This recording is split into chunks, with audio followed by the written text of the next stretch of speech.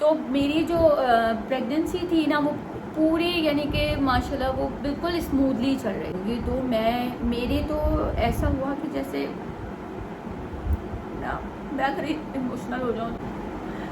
मैं कहा डॉक्टर आप सच बोल रही हैं? तो डॉक्टर ने कहा मैं बिल्कुल ठीक कह रही हूँ, आपकी जो है वो 4 दिन से डॉक्टर ने कहा नहीं आपको ये कराना पड़ेगा वरना जहर फैल गया आप मर जाएंगी, ये हो जाएगा वो हो जाएगा। इंजेक्शन लगाया मेरी कमर में लेकिन मुझे कोई असर ही ना हो, मैं बेहोश ही नहीं हो रही। वो कह रही आपको क्या हो गया, क्योंकि मेरे सेंसेस जो थे वो काम ही नहीं। उसके बाद यार काम कराते रहो फिर कुछ नहीं है, आप उसको रगड़ो ये करो, लेकिन प्रेगनेंसी में लड़की को रेस्ट दो प्लीज़। मेरी आप सबसे रिक्वेस्ट है कि लड़कियों पे जरूर। Welcome back to my YouTube channel. कैसे हैं आप लोग सब? आई होप आप लोग खैरियत से होंगे और मज़े होंगे। तो आप लोग थंबनेल देख के समझ गए होंगे कि मैं आज किस टॉपिक पर बात करने लगी हूँ। तो आज का टॉपिक जो है वो मेरी लाइफ के लिए बहुत सेंसिटिव टॉपिक है, क्योंकि जो आज मैं आप लोगों से शेयर करने लगी हूँ, यानी कि मैं आप लोगों से इसलिए शेयर कर रही हूँ कि जो लोग सी सेक्शन के जो लोग ऑपरेशन करवाते हैं, बड़ा ऑपरेट करवाते हैं, तो उन लोगों को क्या कॉम्प्लिकेशन आती है उनकी, और जो बेचारी लड़कियों के पहले फर्स्ट टाइम बेबीज़ हो रहे होते हैं तो उनके लिए क्या मुश्किलात आती हैं, और किस तरीके से हमें इन मुश्किलात से निकलना होता है, और किस तरीके से हमें जो है वो अपनी केयर करनी चाहिए, या किस तरीके से हमें अपना ख्याल रखना चाहिए ताकि हम इन सब चीज़ों से बच सकें। और जो हमारे साथ बुरा हो रहा होता है, जो हमारे साथ बुरा होने वाला होता है, या हमारे साथ जो हमें पता नहीं होता और अचानक हमारे साथ कुछ ऐसा हो जाता है जिसका हमें बिल्कुल यकीन नहीं होता, तो उन सब चीज़ों से मैं चाहती हूँ कि अगर मैं इन सब चीज़ों से गुजरी हूँ, उस ट्रॉमा से गुजरी हूँ, तो आप लोग बिल्कुल भी ना गुजरें। तो है अपनी स्टोरी इस तरीके से बताऊँगी कि ये आज से जो है 1 से 1.5 साल पहले की बात है। जो मेरी प्रेगनेंसी थी वो 7 मंथ की हो गई थी, ठीक है। मैं बहुत खुश थी, मेरे बच्चे बहुत खुश थे, और हमारे घर में जो था बहुत यानी कि बहुत हैप्पी का ये समा था, और जो है बच्चे भी मेरे बहुत ज़्यादा खुश थे, क्योंकि और मैं जो था मुझे 3rd मंथ तक जो था बिल्कुल भी नहीं आइडिया था कि कुछ है या मैंने कुछ कंसीव किया, मैंने बिल्कुल भी मुझे कोई आइडिया नहीं था। लेकिन उसके बाद जब मुझे आइडिया हुआ तो फिर जो है फिर ये जब मुझे पता लगा तो जाहिर सी बात है भी घर में भी पता लगा, सब फैमिली को पता लगा, सब बहुत खुश थे।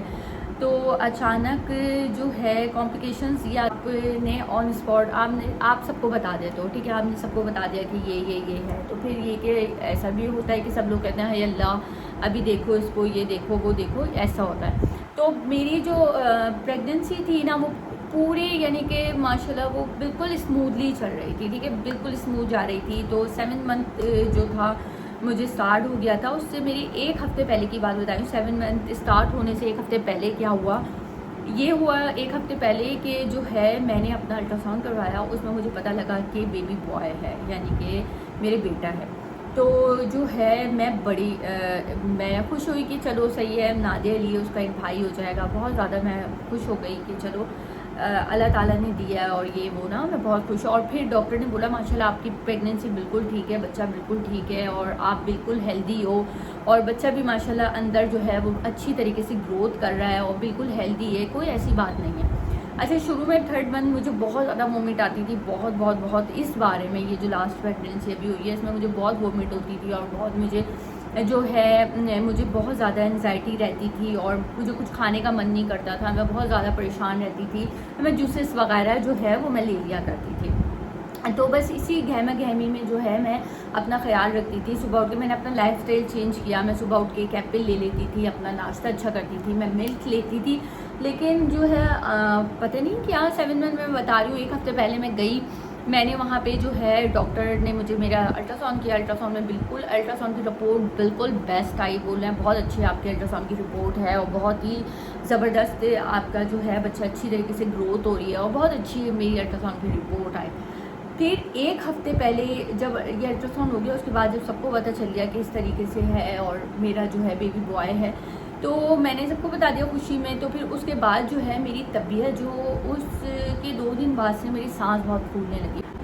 मेरी ना सांस बहुत ज़्यादा फूल रही थी सांस ना, तो मैं बहुत परेशान हुई कि मेरी सांस क्यों इतनी ज़्यादा हो रही है। और मेरी जो मासी थी ना, मेरी मेड ने बोला कि बाजी आपके जो लिप्स हैं ये ब्लैक से फील हो रहा है मुझे। मैंने कहा यार रेहाना बाजी ऐसा क्या, मुझे भी अंदर से फीलिंग बहुत ज़्यादा बुरी आ रही है, मेरी भी बहुत ज़्यादा मेरी सांस फूल रही है, और मुझे कुछ खाने का मन नहीं कर रहा। और मैं बहुत ज़्यादा परेशान हो रही थी। तो एक हफ़्ता यानी कि 4-5 दिन गुजर गए। फिर मैंने सोचा कि मैं जाके जो है वो मैं डॉक्टर को दिखाती हूँ। मैंने अपनी अम्मी को बोला, मैं गई, मेरी अम्मी कराची में होती थी, तो उन्होंने बोला कि तुम बेटा जाके चेकअप करवाओ, डॉक्टर को दिखाओ। फिर मैंने डॉक्टर को दिखाया। नहीं, मैं डॉक्टर को दिखाने के लिए गई, उस दिन भी बहुत ज़्यादा बैड सीन हुआ, हमारी गाड़ी ख़राब हो गई और बहुत ज़्यादा बैड सीन हो रहे थे। सुबह सुबह ना हमारा मुझसे ग्लास टूट गए 2-2 और बहुत ज़्यादा बुरे सीन होने लगे ना। तो उसके बाद जो है मैं जो है हॉस्पिटल गई अपने डॉक्टर के पास चेकअप के लिए। बड़ी लंबी लाइन थी। फिर उसके बाद डॉक्टर ने जब मुझे चेक किया, डॉक्टर ने कहा अभी तो आप एक हफ्ते पहले गई थी चेकअप करवा के, क्या हुआ आप दोबारा आ गई? मैंने कहा कि डॉक्टर जो है मैं इसलिए आई हूँ क्योंकि मेरी सांस बहुत फूल रही है और मेरे साथ बहुत ज़्यादा मुझे खाने का मन नहीं कर रहा और मेरे बहुत ज़्यादा सांस फूल रही है। तो फिर डॉक्टर ने जब चेक किया कि डॉक्टर ने कहा आप लेटे हैं वहाँ पे जाके, मैं जो है लेट गई स्ट्रेचर पे और डॉक्टर ने मुझे चेक करा। डॉक्टर शॉक्ड हो गई। डॉक्टर ने बोला कि आप क्या करके आई हैं, आप बिल्कुल ठीक थी एक हफ़्ते पहले, एक हफ़्ते में आपने ऐसा क्या किया है कि आपकी बेबी की जो है वो हमें धड़कन नहीं आ रही। उन्होंने बोला मैंने कहा व्हाट, मैंने कहा आप क्या कह रही हैं डॉक्टर? तो डॉक्टर ने बोला आपकी बेबी की जो है वो दिल की धड़कन नहीं आ रही है, मुझे फील नहीं हो रहा, आप बड़ा अल्ट्रासाउंड करवाएं और उसके बाद मैं चेक करूँगी। तो मेरे तो ऐसा हुआ कि जैसे मैं खरी इमोशनल हो जाऊँ। प्लीज़ आप लोग जो है वो सोच समझ सकते हैं कि एक माँ के लिए उसकी औलाद का दर्द क्या होता है या उसकी औलाद के लिए। और मैं जो जैसी माँ हूँ ना, मैं अपने बच्चों से बहुत अटैच हूँ, बहुत, हर माँ होगी, लेकिन मैं अपने बच्चों से बहुत ज़्यादा क्लोज हूँ। अपने बच्चों को बहुत ज़्यादा मैं पैम्पर रखती हूँ और हर माँ ऐसी होती है। खैर जब मैंने सुना मेरे पैरों तले ज़मीन निकल गई और मैं रोने लग गई। मैंने सब कुछ भूल के मैं इतना रोई। मैंने कहा नहीं डॉक्टर साहब ऐसा नहीं हो सकता, डॉक्टर साहब अब तो ये दिन करीब है, बस ऐसे ना। मैंने डॉक्टर से बोला, डॉक्टर ने कहा नहीं आप जाए बड़ा अल्ट्रासाउंड करवा के आए। खैर मैं गई, मैंने वहाँ से बड़ा अल्ट्रासाउंड करवाया और जब अल्ट्रासाउंड करवाने गई तो जो डॉक्टर थी उन्होंने बोला कि नहीं आपका जो बेबी है वो अब नहीं बचा, 4 दिन से उसकी डेथ हो गई है पेट। मैंने कहा डॉक्टर आप सच बोल, सॉरी।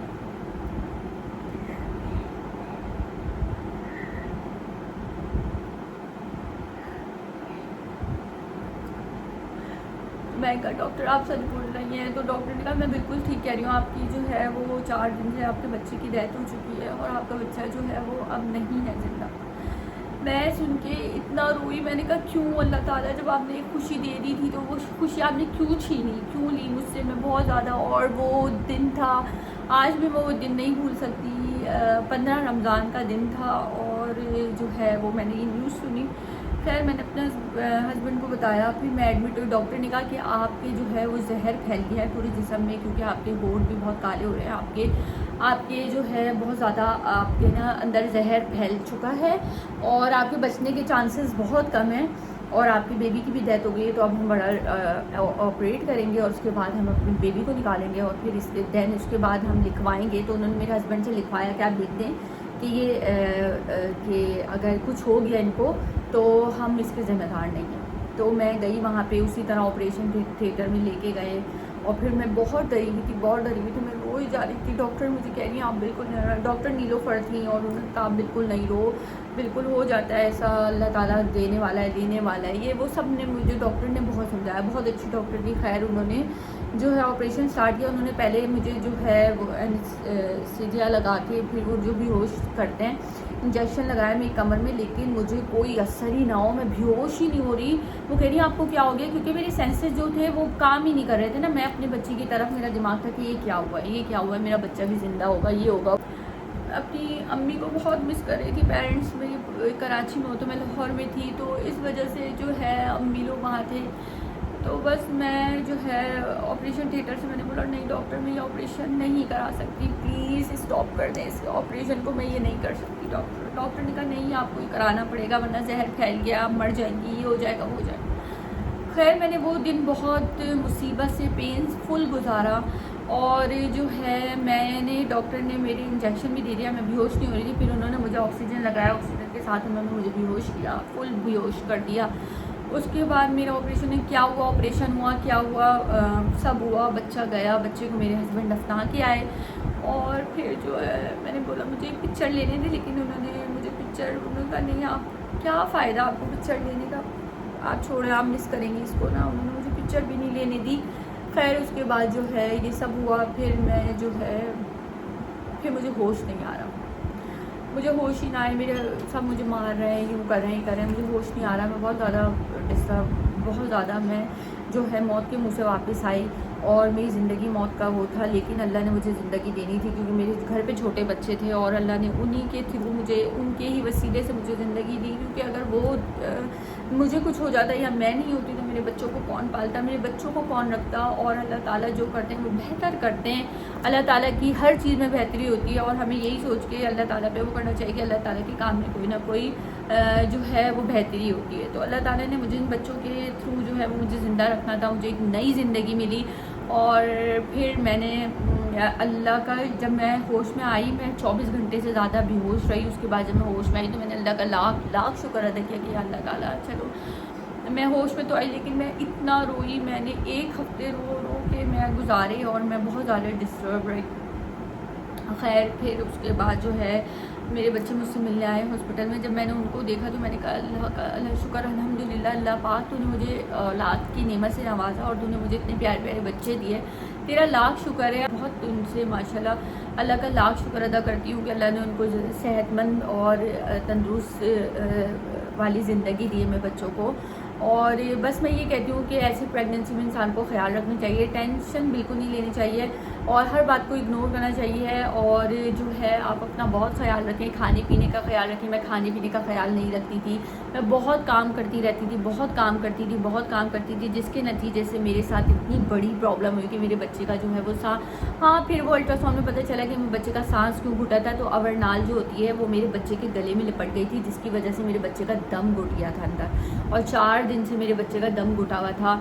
और ये छोटी छोटी बातें होती है प्रेगनेंसी में, औरत को अपना बहुत ध्यान रखना चाहिए। अगर डॉक्टर बोलते हैं बेड रेस्ट तो बेड रेस्ट करना चाहिए। और प्लीज़ मेरी उन लोगों से भी रिक्वेस्ट है जो अपनी बहुओं पे बहुत जुल्म करते हैं, अपने बहुओं को जो है वो आराम नहीं करने देते, ख़ास तौर पे वो आके अपने बहुओं पे जो है वो मुसल्लत हो जाते हैं कि वो काम करें और उसकी वजह से उनकी तबीयत ख़राब हो। तो प्लीज़ मेरी उन सब लोगों से दरख्वास्त है कि अपनी जो है अपनी बहू को भी बेटी समझें और उसका उसी तरीके से ख्याल रखें कि अगर आप पे भी ये वक्त गुजरा है, उस पर भी ये वक्त गुजरा है, तो आपकी आने वाली आपकी बेटी पे भी ये वक्त गुजर सकता है। तो इस तरीके से ख्याल रखने, अपना ख्याल रखिए प्रेगनेंसी में और अपना बहुत ख्याल रखिए खाने पीने का, छोटी छोटी चीज़ों का।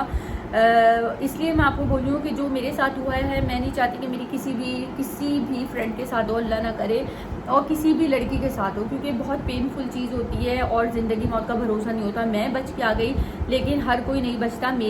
बिल्कुल मेरे सामने की एक एग्जाम्पल, एक स्टोरी है कि एक लड़की बिल्कुल इसी तरीके से उसके साथ केस हुआ था, वो जो है वो ऑन स्पॉट मर गई थी बिल्कुल जवानी में। तो प्लीज़ अपना बहुत केयर करें, जो लोग प्रेग्नेंट हैं, जो लड़कियां प्रेग्नेंट हैं, वो प्लीज़ अपनी बहुत केयर करें, क्योंकि ये जो मामला होता है 9 महीने, औरत तो बहुत बहुत बहुत सेंसिटिव होते हैं, बहुत भारी होते हैं और हस्बैंड को भी केयर करनी चाहिए, घर वालों को भी केयर करनी चाहिए। उसके बाद यार काम कराते रहो, फिर कुछ नहीं है, आप उसको रगड़ो, ये करो, लेकिन प्रेगनेंसी में लड़की को रेस्ट दो। प्लीज़ मेरी आप सबसे रिक्वेस्ट है कि लड़कियों पे जुल्म नहीं करें और उनको रेस्ट दीजिए, उनसे काम नहीं करवाइए, उनसे बिला वजह की उन पर थोपनबाजी मत कीजिए और बहू को भी बेटी समझिए। ये मेरी आज की जो है आप लोगों से, तो जी बस ये मेरी स्टोरी थी और मैं किस तरीके से मैंने सर्वाइव किया, क्या किया, घर आई, बहुत मुश्किल, रोती रही, पूरा महीना मेरा रोता हुआ गुजर गया। बस यही मेरी आज की स्टोरी थी। तो मैं आपसे ये कहती हूँ सी सेक्शन जो होता है वो बहुत मुश्किल होता है और मेरे 3 ऑपरेशन हुए हुए हैं और 3 ऑपरेशन के बाद जो है ये मेरा 4था ऑपरेशन था और जिसकी वजह से जो मेरा बहुत कॉम्प्लिकेटेड हो गया था केस।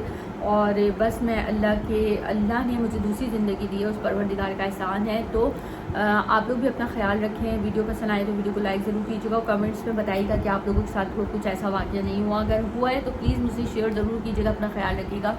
तब तक के लिए अल्लाह हाफ़िज़। पाकिस्तान जिंदाबाद।